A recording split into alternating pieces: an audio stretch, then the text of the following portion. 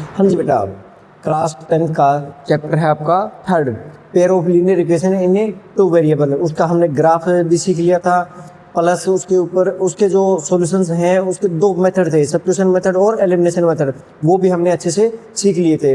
अब इसके ऊपर बेस्ड 3.1, 3.2 और 3.3 एक्सरसाइज जो है वो आज हम करेंगे। तो फर्स्ट आपका 3.1 है। 3.1 का चैप्टर इक्वेशन क्वेश्चन फर्स्ट है, 10 student of class 10th took part in a mathematics quiz. If the number of girls is 4 more than the number of boys, find the number of boys and girls who took part in the quiz. तो question आपका ये है कि form the pair of linear equations in the following problem and find their solutions by graphically.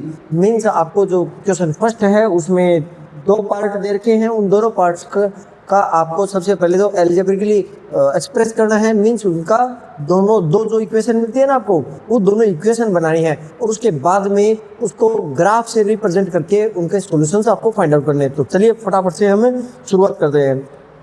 इसमें आपको girls और boys के लिए बता रखा है कि कुछ गर्ल्स हैं और कुछ बॉयज़ हैं। तो आप सबसे पहले क्या मानोगे, फर्स्ट क्वेश्चन आपका, let the number of girls कितना है x and number of boys वो आपने क्या मान लिए y। अब इसमें क्वेश्चन दे रखा है, इसमें बात बता रखी है स्टार्टिंग में 10 student of class 10th, means girls और बॉयज़ को मिला करके कितने स्टूडेंट हैं, 10 स्टूडेंट्स। तो आप लिखोगे अकॉर्डिंग टू क्वेश्चन या according to given situation x plus y, girls और बॉयज मिला करके कितने हैं, 10 स्टूडेंट। ये आपकी इक्वेशन फर्स्ट बन गई। ठीक है, आगे क्या बता रहा है, if the number of girls is 4 more than the number of boys, means girls की जो टोटल गर्ल्स है ना वो 4 एक्स्ट्रा हैं, किससे, बॉयज़ के नंबर से। बॉयज़ जितने भी हैं उनसे गर्ल्स से कितनी है, 4 एक्स्ट्रा हैं। तो हमारे पास में देखो इक्वेशन में हमेशा कौन सा साइन आता है, इक्वल का। अगर आपको गर्ल्स और बॉयज़ के नंबर्स को क्या करना है, इक्वल करना है, तो ये बता रहा है कि गर्ल्स जो है ना, गर्ल्स यानी कि x, ये 4 एक्स्ट्रा ऑलरेडी हैं।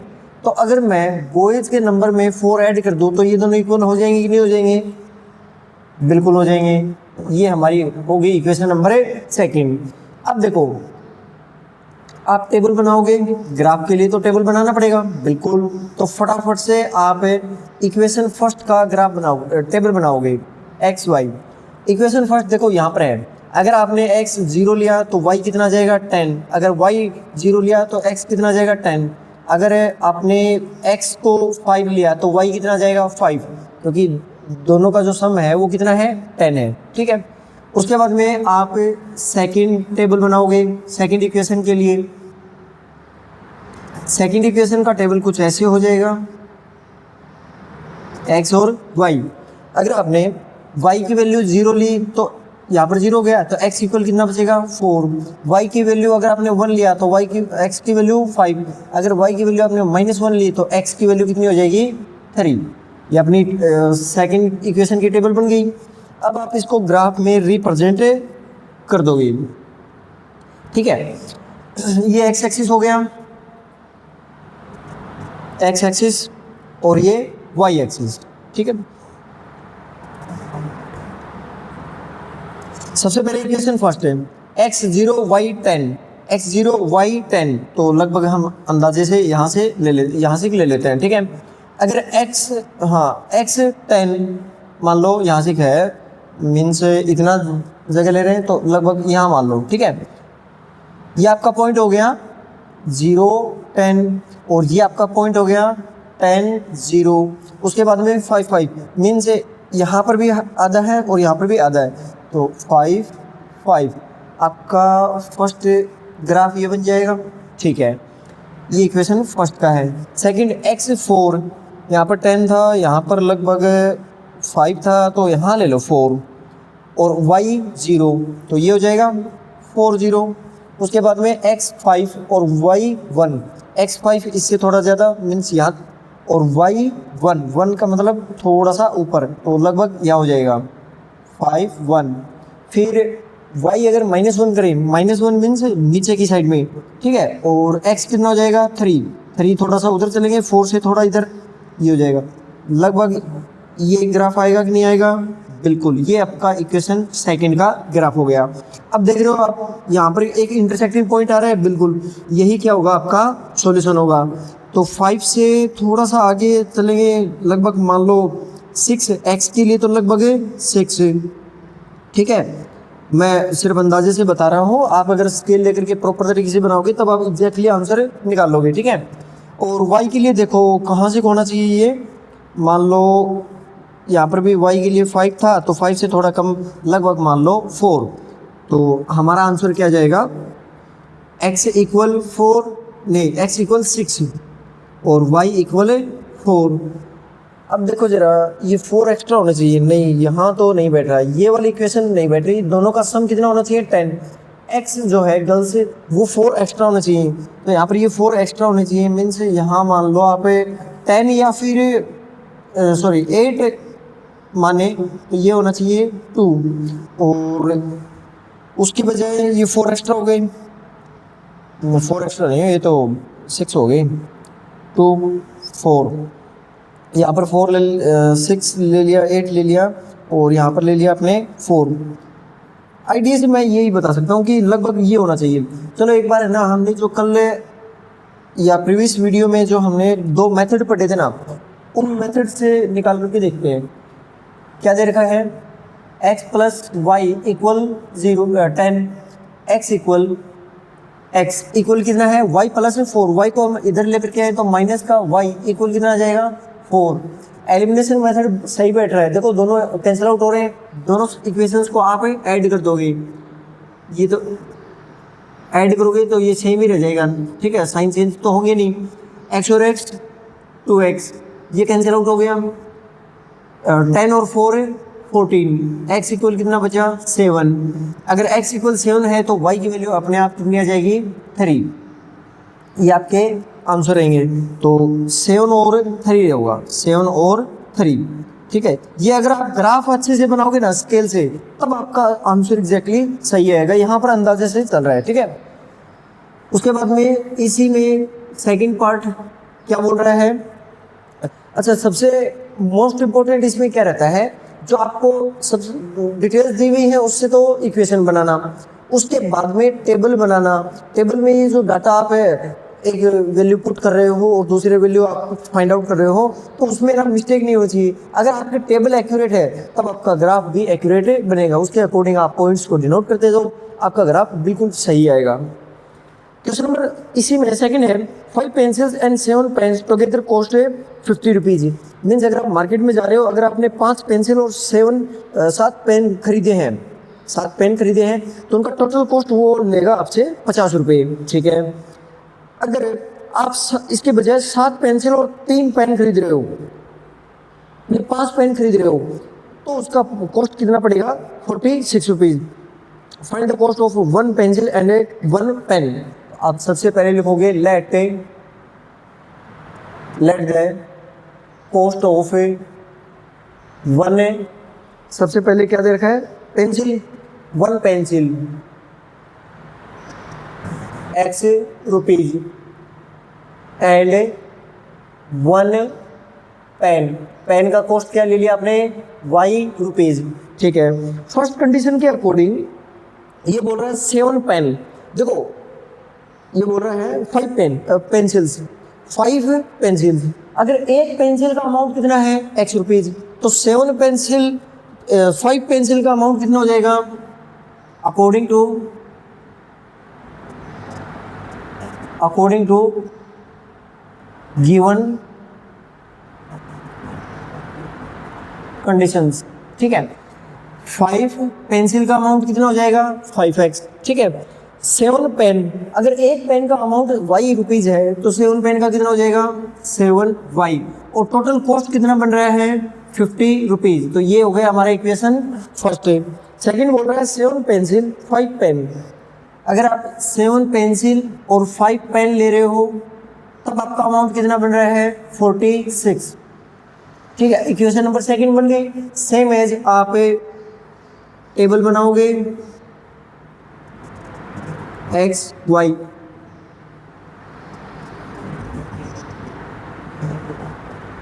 ये आपका x और ये y, ये इक्वेशन फर्स्ट के लिए है और ये इक्वेशन सेकंड के लिए है। इक्वेशन फर्स्ट के लिए जो आप टेबल बना रहे हो तो यहाँ से देखो, अगर आपने y की वैल्यू 0 ले ली तो ये y कैंसिल आउट हो गया, 5 से डिवाइड करो कितना आ जाएगा 10।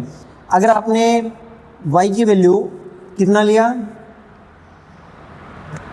1 2 लेकर के देख लो एक बार, 2 ले लिया तो 7 टू 14 वहाँ से सब्ट्रैक्ट करोगे तो कितना बचेगा 14 आपने 6 4 3 36 है।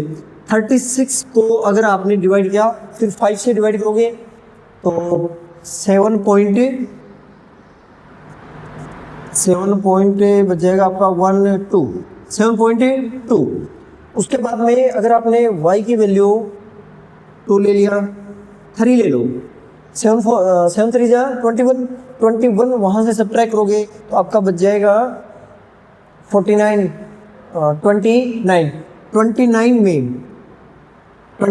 को अगर आप 5 से डिवाइड करोगे तो कितना बचेगा, कितना परसेंट आएगा आपका, ये आ जाएगा 5 जा 4 8 5.8। अब यहाँ पर आ जाओ, अगर आपने y की वैल्यू 0 ले ली तो 7 से डिवाइड करोगे, 7 से डिवाइड वैसे तो होगा नहीं तो आप इसको वैसे डिवाइड कर लो ना, फिर 7 जा 7 6 जा 42, 4 बच गया, 4 से डिवाइड करेंगे फिर, या फिर इसका उल्टा करो एक बार, रुको उल्टा करते हैं। अगर आपने x की वैल्यू 0 ले ली तो ये 0 हो जाएगा। अब इसको डिवाइड कर दो, 5 9 जा 45, 1 बच गया 0.2, ये जल्दी डिवाइड हो जाता है ना। अगर आपने इसका x का वैल्यू 1 लिया है तो 7 यहाँ से सब्ट्रैक्ट कर देंगे तो कितना बच जाएगा 39 को 5 से डिवाइड कर दो, 39 को अगर 5 से डिवाइड करेंगे तो आपका बच जाएगा 39, 7 और 4 8। उसके बाद में आपने वैल्यू लिया इसका 2, x का वैल्यू 2 ले गए तो कितना बन जाएगा 14 यहाँ से सब्ट्रैक्ट करो, कितना बचेगा 2 और ये बच जाएगा 3। 32 को अगर आप 5 से डिवाइड करोगे तो 6.4। अब आप ग्राफ बताओ, फटाफट से हम ये जो पॉइंट्स हैं वो ग्राफ में पुट कर देंगे। ठीक है, फर्स्ट है हमारा 10 0, तो x की साइड में 10 और ये 0 रहेगा, ये आपका हो जाएगा 10 0। ठीक है, उसके बाद में 7.2 और 2, 10 से थोड़ा इधर आ जाओ, 7.2 मान लो यहाँ से गए और ऊपर की साइड में 2, x एक्सिस y एक्सिस की साइड में 2, तो ये हो जाएगा आपका 7.2 और 2। थर्ड है 5.8 है, तो इसके बिल्कुल बीचों बीच 5.8 थोड़ा सा आगे ले लो, ये 5.8 मान लो और ये 3। ठीक है, 5.8 और 3, ये आपका ऐसे कुछ ग्राफ बन जाएगा। दूसरा x0 y 9.2, x0 y 9.2, तो लगभग यूँ मान लो इतना सा ले लो। ठीक है, और आगे जा रहे हैं, लगभग यहाँ से भी ले लो, x0 और 9.2, x1 7.2, लगभग यहाँ से भी ले लो। फिर आ जाएगा आपका 2 और 6.4, 2 और 6.4, यहाँ से भी ले लो। दूसरा जो आपका ग्राफ वो कुछ ऐसे बन जाएगा, आपका आंसर जो इंटरसेक्टिंग पॉइंट है वो यहाँ होगा। Is that clear? ये आपके पॉइंट्स आ जाएंगे जो आप इनको डिनोट कर लोगे। आपको ये ग्राफिकली ऐसे ही रिप्रेजेंट करनी है। उसके बाद में क्वेश्चन नंबर सेकंड है, on comparing the ratios A1 A2 B1 B2 C1 C2 हमने पिछले बेसिक वाले वीडियो में पढ़ा था कि जो x का जो कोफिशिएंट है उसको A1 डिनोट करेंगे। फर्स्ट इक्वेशन है A1 और सेकंड इक्वेशन में x का जो कोफिशिएंट है वो A2 हो जाएगा। y के कोफिशिएंट को B1 और दूसरी इक्वेशन में y के जो कोफिशिएंट है उसको क्या बोलेंगे B2। कांस्टेंट जो नंबर है, कांस्टेंट टर्म जो है उसको C1 और C2 ऐसे डिनोट करेंगे। अब इनको कंपेयर करना है। Find out whether the lines representing the following pairs of linear equations intersecting at a point are parallel और कोइंसिडेंट। मीन्स आपको सिर्फ ये बताना है कि कौन सी वाली जो इक्वेशंस हैं उनकी जो लाइनें बनेंगी वो इंटरसेक्टिंग होंगी, पैरेलल होंगी या फिर कोइंसिडेंट होंगी, वही बताना है, और वो भी रेशियोज को कंपेयर करके। तो फटाफट से हम अभी बता देते हैं क्योंकि ये बहुत ही इजी है। चलिए शुरुआत करते हैं। इक्वेशन क्वेश्चन फर्स्ट का सेकंड का फर्स्ट है, क्या दे रखा है 5x। क्वेश्चन नंबर सेकंड का first part 5x minus 4y plus 8 equal 0। Equation number first 7x plus 6y minus 9 equal 0। Equation number second. अब A1 A2 equal B1 B2 C1 C2 इनको compare करेंगे तो कितना आ जाएगा A1 5/7 माइनस 4/6 और 8/-9। इनको सोल्व करके लिखेंगे कितना आ जाएगा 5/7। यहाँ पर इनको सोल्व करेंगे 2 से डिवाइड हो रहा है तो क्या जाएगा माइनस है 2/3 और यहाँ पर आ जाएगा माइनस का 8/9। तो ये जो A1 A2 B1 B2 के जो रेशियोज हैं वो इक्वल नहीं है तो आप बोलोगे द लाइंस आर इंटरसेक्टिंग। तो कौन सा पेयर बनेगा इंटरसेक्टिंग लाइंस का। इसी में सेकंड का है 9x अपॉन 18 नहीं 9x है 9x plus 3y plus 12। Equation first. Second आपका 18x plus 6y plus 24 equal 0। Equation number second. Same है, जैसे ही हम कंपेयर करेंगे क्या लिखेंगे 9/18 3/6 12/24। ये देखो यहाँ पर सोल्व हो रहा है। 9 से डिवाइड करेंगे 1/2, 3 से डिवाइड करेंगे 1/2, 12 से डिवाइड करेंगे तो 1/2। तीनों रेशियो सेम है, मीन्स कौन सा पेयर बनेगा coincident. The lines are coincident. एक सेकंड कॉल आ गया बेटा, इज दैट क्लियर। उसके बाद में थर्ड भी हम यहीं पर देख लेते हैं। 6x minus 3y plus 10 minus 3y plus 10 2x minus y plus 9 2x minus y plus 9 equal 0। ये इक्वेशन फर्स्ट है आपका और ये इक्वेशन सेकंड। कंपेयर करो 6/2 माइनस 3/-1 और 10/9। यहाँ से डिवाइड करेंगे तो 3/1, यहाँ से डिवाइड करेंगे 3/1, यहाँ से कोई डिवाइड नहीं हो रहा है 10/9। आप देख रहे हो फर्स्ट के दोनों रेशियो सेम है बट थर्ड के नहीं है, C1 C2 वाले नहीं है। तो आप लिखोगे द लाइंस आर पैरेलल। ठीक है। अब कुछ बच्चों को कंफ्यूजन हो जाती है कि कब इंटरसेक्टिंग होंगे, कब कोइंसिडेंट होंगे और कब पैरेलल होंगे। अगर कोई भी रेशियो सेम ना हो इंटरसेक्टिंग, कोई भी रेशियो सेम ना हो इंटरसेक्टिंग, तीनों अगर सेम हो गए तो कोइंसिडेंट, और अगर एक कट गया मीन्स C1 C2 का कांस्टेंट टर्म वाला रेशियो सेम नहीं है तो आप लिखोगे पैरेलल। Is that clear. हाँ, ऐसा कोई क्वेश्चन नहीं आएगा कि जिसमें ये वाला जो पेयर है A1 A2 B1 B2, देखो मैं यहाँ लिख करके आपको बता देता हूँ, ऐसा कोई कभी क्वेश्चन आपको नहीं देगा जिसमें A1 A2 B1 B2 और C1 C2 ये वाला पेयर है अगर इक्वल नहीं है, बट ये वाला पेयर इक्वल हो, A1 A2 के इक्वल हो या फिर B1 B2 के इक्वल हो, ये आपको ऐसा कोई क्वेश्चन नहीं मिलेगा। बाय द वे अगर आप भी जाता है तो सबसे पहले ना हम इनको नहीं बल्कि इन दो पेयर्स को चेक करेंगे।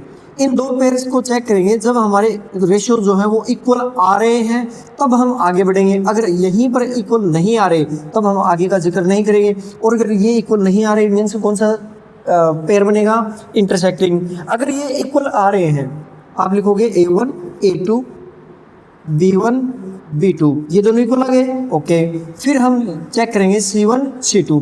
अगर C1 C2 इक्वल आ रहा है तो इसका मतलब है कोइंसिडेंट, और ये इक्वल नहीं आ रहा है इसका मतलब है पैरेलल। Is that clear? उसके बाद में क्वेश्चन नंबर 3 है। थर्ड क्वेश्चन बोल रहा है on comparing the ratios A1 A2 B1 B2 C1 C2 find out whether the following pair of linear equations are consistent और इनकंसिस्टेंट।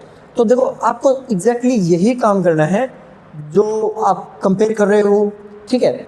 अगर आपका आंसर इंटरसेक्टिंग आ रहा है और कोइंसिडेंट आ रहा है, अगर आपका आंसर इंटरसेक्टिंग और कोइंसिडेंट आ रहा है तब आप बोलोगे जो हमारा equations are consistent.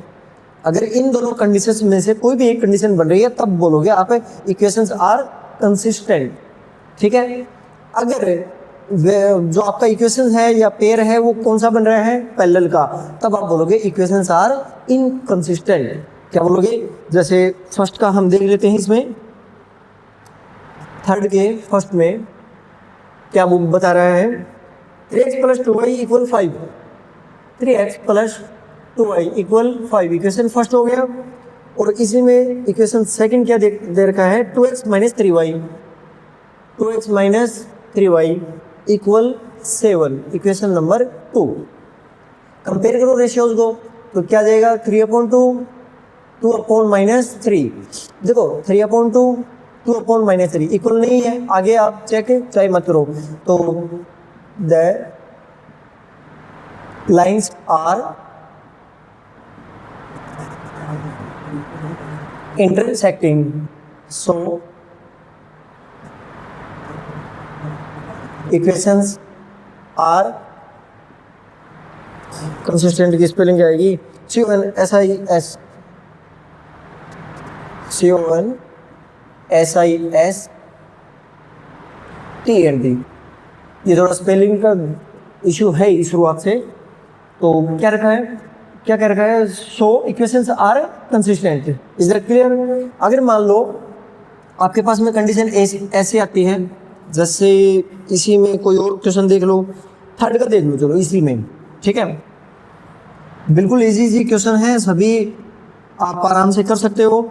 3x/2 + 5y/3 + 5y/3 = 7, ठीक है। दूसरा इक्वेशन रखा 9x - 10y, 9x - 10y = 14।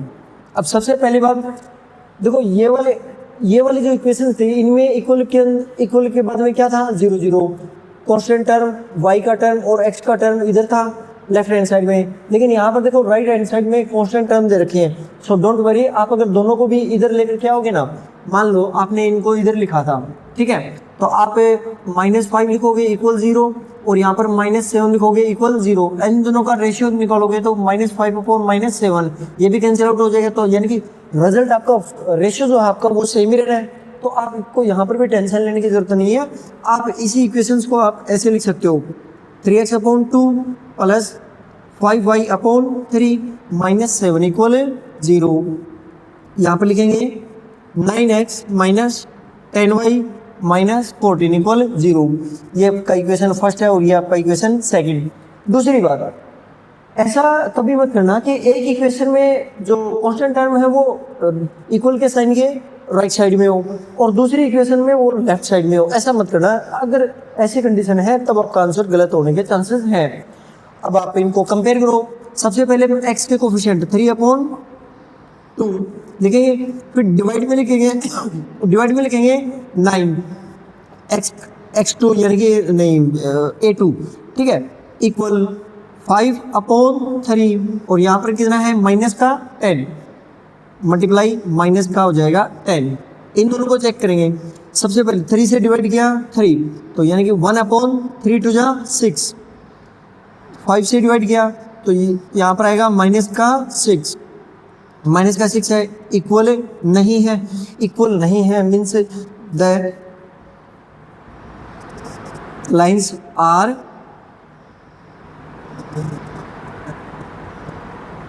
Intersecting lines होंगे। इंटरसेक्टिंग लाइन है तब आपका जो आंसर है, जो इक्वेशन है, सो इक्वेशंस आर कंसिस्टेंट आप यहाँ लिखोगे। बाय द वे अगर पैरेलल कंडीशन बनती है तब आप लिखोगे the lines are parallel so equations are inconsistent. Is that clear? आपका नेक्स्ट क्वेश्चन है 4 का, which of the following pair of linear equations are consistent or inconsistent? If consistent, obtain the solution graphically.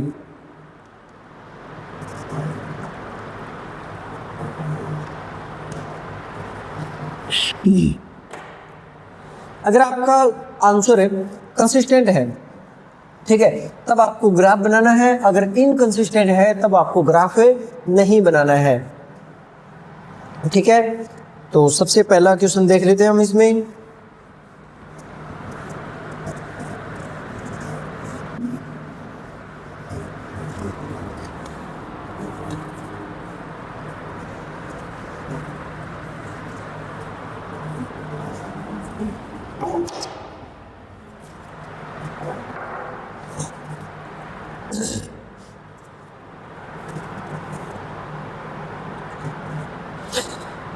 इसमें आपका first question है fourth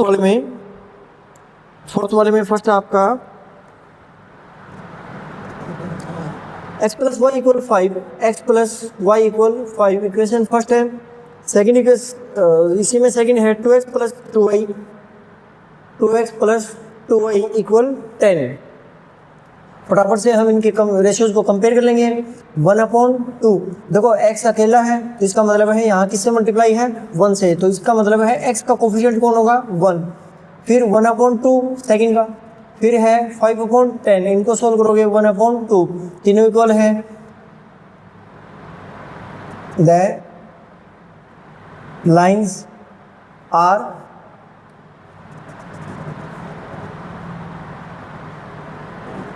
consistent तो coincident hence the equations are consistent।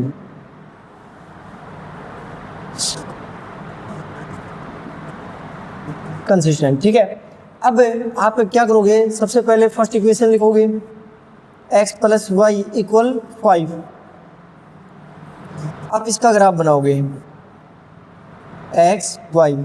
फिर आपका second है 2x + 2y = 10। आप इसके लिए भी ग्राफ बनाने के लिए टेबल बनाओगे, ये रहा। तो फटाफट से हम इसके टेबल को फिल कर लेते हैं। अगर आपने x का वैल्यू 0 लिया तो y का वैल्यू 5। अगर y के लिए हमने 0 लिया तो x की वैल्यू कितनी हो जाएगी 5। अगर आपने x के लिए 2 ले लिया तो इधर सब्ट्रैक्ट होगा, y के लिए कितना बच गया 3। सेम है यहाँ पर x y।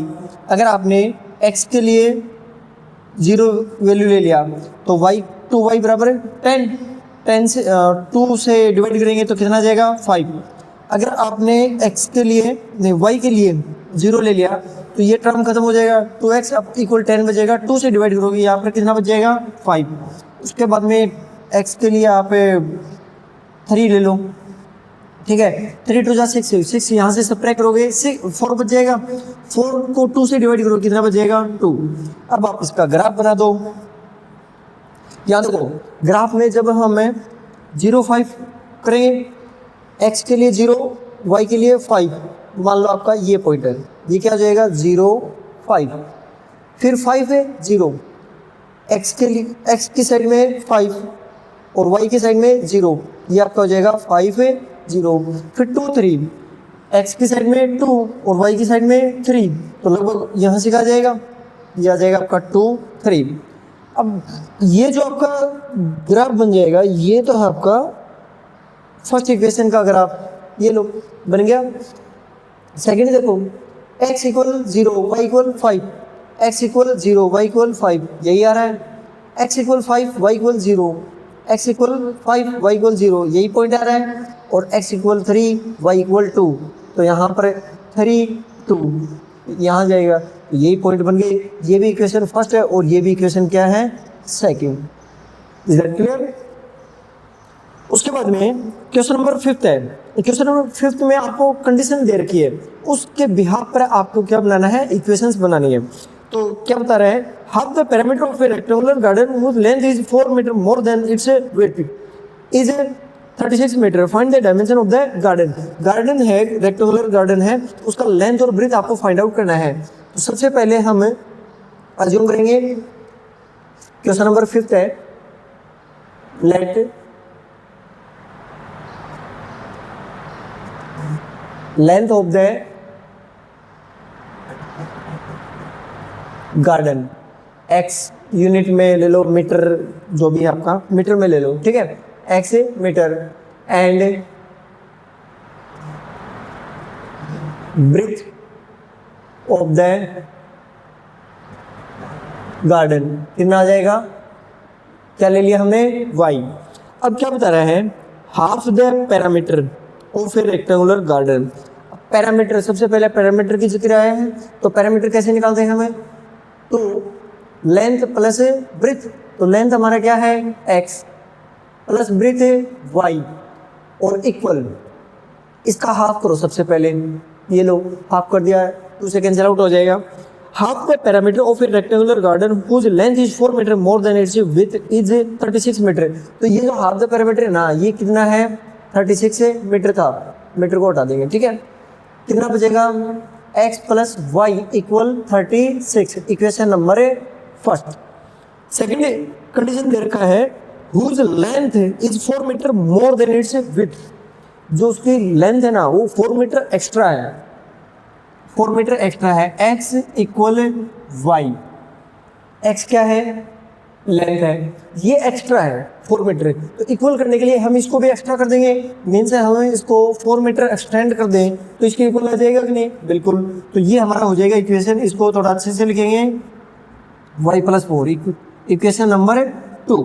उसके बाद में कह रहा है, find the dimension of the garden.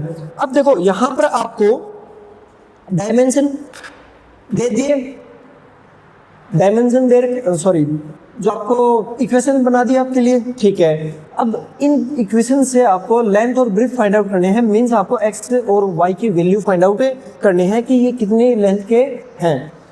अब आप देखो इसके ऊपर आपको, इसके लिए ना आपको कंडीशन नहीं दे रखी कि आपको कौन सा मेथड यूज करना है, लेकिन हमने अब तक इस एक्सरसाइज में ग्राफ का जो मेथड है वही पढ़ा है, तो आप इसके लिए भी क्या बनाओगे, ग्राफ बनाओगे। ये लो आपका सबसे फर्स्ट इक्वेशन का टेबल बन जाएगा, फिर आपका यहाँ पर बन जाएगा सेकंड इक्वेशन का टेबल, ये लो। इसके लिए देखो आपने अगर y की वैल्यू कितना लिया, 9 लोगे तो कितना बचेगा, 27 बचेगा क्या, ठीक है। अगर आपने y की वैल्यू 18 लिया, नहीं, x का वैल्यू अगर 18 लिया तो सब्ट्रैक्ट करेंगे तो यहाँ पर भी कितना बच जाएगा, 18। अगर आपने x के लिए 27 ले लिया तो y के लिए कितना बच जाएगा, 27 सब्ट्रैक्ट करेंगे 9 ही बचेगा, ठीक है।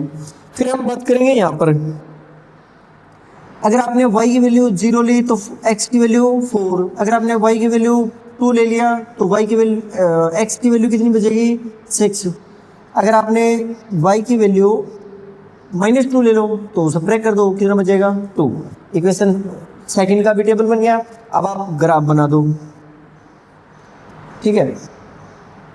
ग्राफ हमारा कुछ ऐसे हो जाएगा, x के लिए 9, y के लिए 27, 9 27 मान लो यहाँ पर है, तो ये लगभग हो जाएगा, थोड़ा सा इस टेबल को आगे कर लेते हैं, 4062, इस टेबल को यहाँ पर ले लेते हैं, ठीक है। याद रखना एक्स वाई 4 0 0 4 0 लिया 4, और यहाँ पर अगर आपने 2 लिया 6 -2 लिया 2, ठीक है। कितना था 9 27, तो 9 आपने लगभग यहाँ से मान लिया, तो 27 आपका यहाँ से मान लो, ठीक है। 9 27 26 बोल रहा हूँ, 27 18 18, तो अगर आपने 27 यहाँ ऊपर लिया है तो 18 लगभग बीच में, और फिर इसके लिए 18 यहाँ से ले लो, क्योंकि 9 आपने यहाँ लिया, इसका डबल यहाँ हो जाएगा, तो आपने ले लिया 18 18, ठीक है। x के लिए 27, y के लिए 9 के लिए थोड़ा सा ऊपर चलो, और बाकी 27 के लिए लगभग यहाँ ले लो, तो ये हो जाएगा आपका 27 9। ऐसे चल रहा हूँ, कुछ ऐसे ग्राफ बन जाएगा, बिल्कुल। उसके बाद में सेकंड इक्वेशन है x4 y0, x4 y0, तो ये ले लो। फिर x6 y2, 6 के लिए थोड़ा सा आगे और इसके लिए ऊपर। फिर x2 y -2, x2 ये और y -2 मतलब नीचे।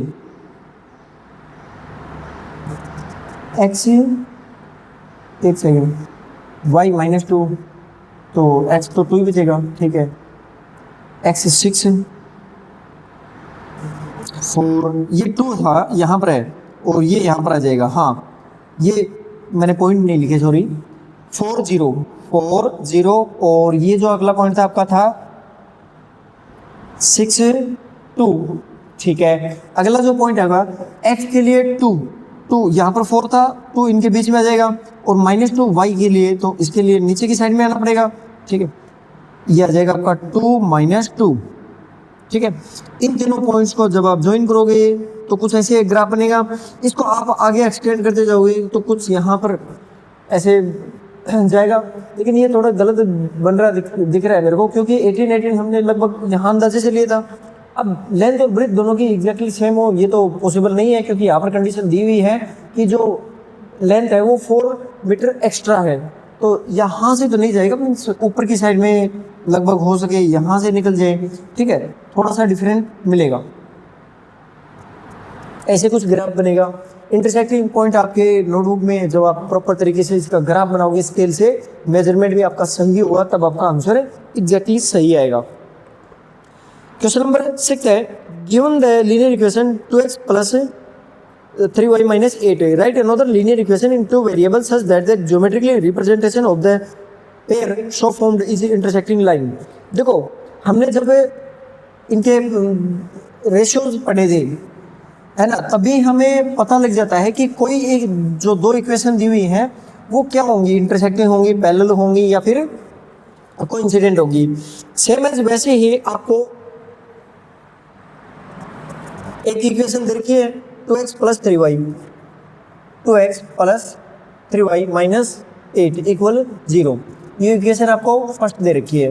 अब सेकंड इक्वेशन आपको बनाना है खुद, लेकिन कंडीशन क्या है, वो इस ग्राफ के क्या होना चाहिए, इंटरसेक्टिंग।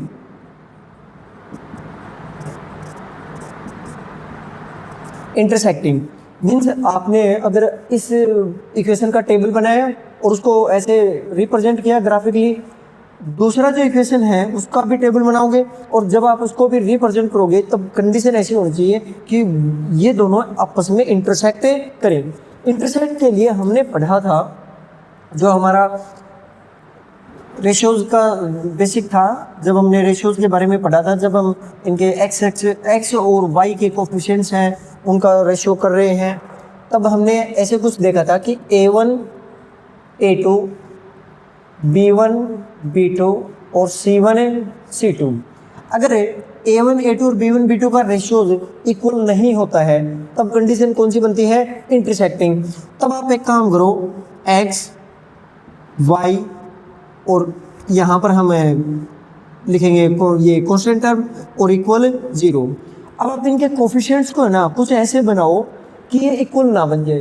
तो देखो इनके पेयर में नहीं होना चाहिए। अगर मैं लिखूं 2 के लिए यहाँ पर 5 लिख दिया तो 2 को कोई ऐसे नंबर से मल्टीप्लाई करेंगे जो 5 आ जाए। 3 के लिए कुछ अलग होना चाहिए। मैं अगर इसका साइन चेंज कर दूं माइनस का 4y, अब देखो हम ट्राई करते हैं। a1 a2 क्या हो जाएंगे 2/5, b1 b2 क्या हो जाएंगे 3/-4। आप सोल्व करके इनको इक्वल कर सकते हो नहीं। इसका मतलब है ये जो हमारा ग्राफ बनेगा इस इक्वेशन का, कांस्टेंट नंबर के लिए आप कुछ भी लिख दो, 10 ले लिया, 0 ले लिया, कुछ भी, ठीक है। अब ये इसका जो आप ग्राफ बनाओगे इन दोनों का तो वो हमेशा क्या होगा इंटरसेक्टिंग। कंडीशन सेकंड है, आपको कैसे इक्वेशन बनानी है, पैरेलल लाइंस, ठीक है। पैरेलल लाइंस, पैरेलल लाइंस के लिए हमारे पास में कंडीशन क्या होनी चाहिए कि a1 a2 का जो रेशियो है वो इक्वल होना चाहिए, बट c1 c2 ये इक्वल नहीं होना चाहिए। तो आप एक काम करो, सबसे पहले इनको 2 2 से 3 3 से 4 4 से किसी से भी मल्टीप्लाई कर दो, लेकिन किसको करना है, सिर्फ x और y के कोफिशिएंट्स को। कांस्टेंट जो टर्म है ना उसको कुछ और लिखो। जैसे मैं यहाँ पर मल्टीप्लाई कर दूँ इनको 4 से, तो 4 2 जा 8x प्लस यहाँ पर मैं मल्टीप्लाई कर दूँ 4 से 4 3 जा 12y। अब यहाँ पर है -8, -8 के लिए आप लिख दो, मान लो आपने लिख दिया माइनस का 9 और 0। अब देखो इन दोनों का रेशियोज बनाओ 2 और 8, 2 और 8, a1 a2 हो गया, 3 और 12, 3 और 12, -8 और अपॉन -9, 2 से डिवाइड करेंगे 1/4, 3 से डिवाइड करेंगे 1/4 और यहाँ पर हो जाएगा 8/9। ये देखो ये इक्वल नहीं हो रहा। अगर आपके पास में ऐसी कंडीशन आती है यानी कि a1 a2 b1 b2 equal हो बट c1 c2 इक्वल नहीं हो, तब हमारी कंडीशन कैसे बनेगी, पैरेलल लाइंस। ऐसी इक्वेशंस आप हजारों लाखों करोड़ों कितनी भी बना सकते हो जो इस इक्वेशन के क्या हो, पैरेलल हो। थर्ड जो हमारा कंडीशन है वो कौन सा है,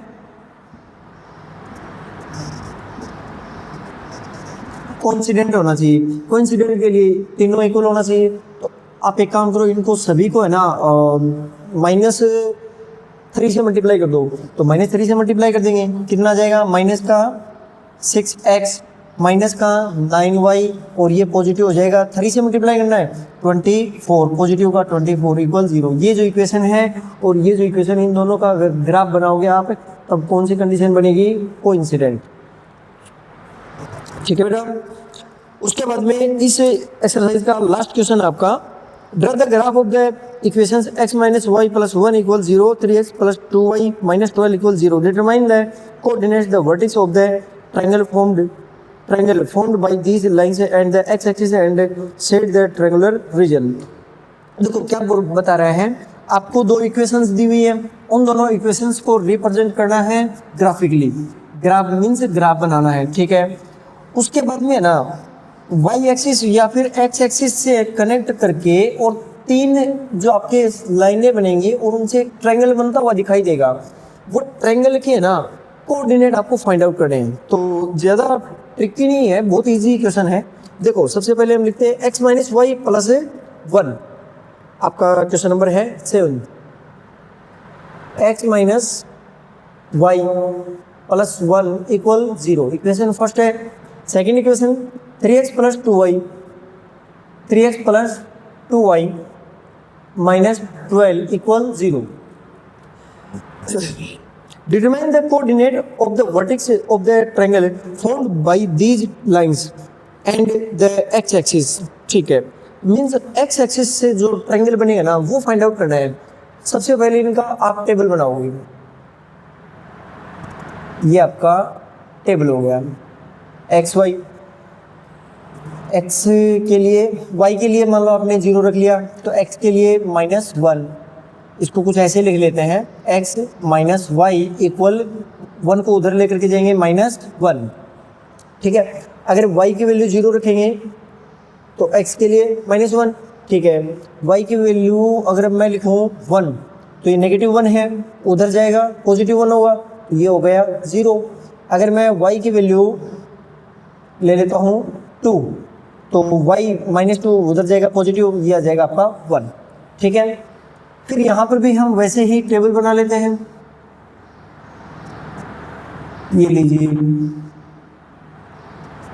एक्स वाई, सबसे पहले 3x plus 2y minus 12 equal में लेके जाएंगे तो पॉजिटिव 12 हो जाएगा। ठीक है, यहाँ देखो अगर आपने y की वैल्यू 0 ले लिया तो 3 से डिवाइड करेंगे कितना बच जाएगा 4। अगर आपने x की वैल्यू x की वैल्यू 0 ले लिया तो इसमें रिजल्ट आपका आ जाएगा 6 है। अगर आपने x की वैल्यू 2 ले लिया 3 2 जा 6 यहाँ से सब्ट्रैक्ट होगा 6 बच जाएगा, 2 से डिवाइड करोगे 3, इतना काफ़ी है। अब आप इसका ग्राफ बनाओ, ठीक है। ग्राफ बनाएंगे x minus 1 0 minus 1 0, x 0 1 y का 1, x 0 y के लिए 1, तो यह आ जाएगा आपका 0 1, फिर x 1 और y के लिए 2, y के लिए 2 पॉजिटिव में, ये 1 था 2 1 2, ठीक है। आपका ये ग्राफ बनेगा, ठीक है। सेकंड ग्राफ बनाएंगे x के लिए 4, यहाँ पर 2 था तो यहाँ पर 4 और ये 0 4 0, फिर x के लिए 0 y के लिए 6 है, x के लिए 0 y के लिए 6, यहाँ पर 2 था 6 के लिए यहाँ लेना पड़ेगा, ये आ जाएगा आपका 0 6, 3 और 2, तो यहाँ पर है 3 नहीं 3 थोड़ा आगे लेना पड़ेगा और 2 लगभग यहाँ से आ जाएगा। आप इन दोनों को कुछ ऐसे ज्वाइन करोगे तो ये आपका आ जाएगा सेकंड इक्वेशन का ग्राफ। अब ध्यान से देखोगे ना तो दोनों जो लाइनें हैं जो हमारा ग्राफ है इक्वेशंस का ग्राफ है वो कुछ ऐसे जा रही है, ठीक है। फिर अगर हम बात करें एक्स एक्सिस की तो कुछ ऐसे जा रही है बिल्कुल, और मैं देख रहा हूँ कि 1 2 और 3 जो दोनों इक्वेशन की ग्राफ है वो एक्स एक्सिस को 2 जगह पर कट कर रही है, बिल्कुल कर रही है। तो 2 पॉइंट तो हमारी ये हो गए और थर्ड पॉइंट जो इन दोनों आपस में इंटरसेक्ट कर रही है वो पॉइंट हो गया, और इन तीनों से मिला करके एक ट्रायंगल बन रहा है। बिल्कुल इस ट्रायंगल के जो जगह है, जो रीजन है, क्षेत्र है, आप उसको क्या करोगे, साइड करोगे, लॉक कर दिया। उसके बाद में इनके पॉइंट्स आपको फाइंड आउट करने हैं जो एक्स एक्सिस पर कट कर रही है। तो एक्स एक्सिस पर कहाँ पर कर रही है, 4 0 पर। एक्स एक्सिस पर कहाँ पर कर रही है, -1 और 0 पर। थर्ड जो आपका पॉइंट होगा वो होगा इनका इंटरसेक्टिंग पॉइंट, तो आप इनका इंटरसेक्टिंग पॉइंट भी फाइंड आउट कर लेना। ये आपका 3.1। सो 3.1 के बाद में 3.2 है वो हम अगले वीडियो में देखेंगे। तो तब तक आप इनके ऊपर बाकी जो क्वेश्चंस 1-2 हमारे रह गए थे जो इसमें पार्ट्स हैं, जैसे कि सेकंड और थर्ड का क्वेश्चन का जो पार्ट था, फोर्थ का क्वेश्चन का जो पार्ट था, वो भी आप एक बार ट्राई कर लेना, ठीक है। अगर बाय द वे वो समझ में नहीं आता है तो आप मुझे कमेंट जरूर करना। जय श्री राम।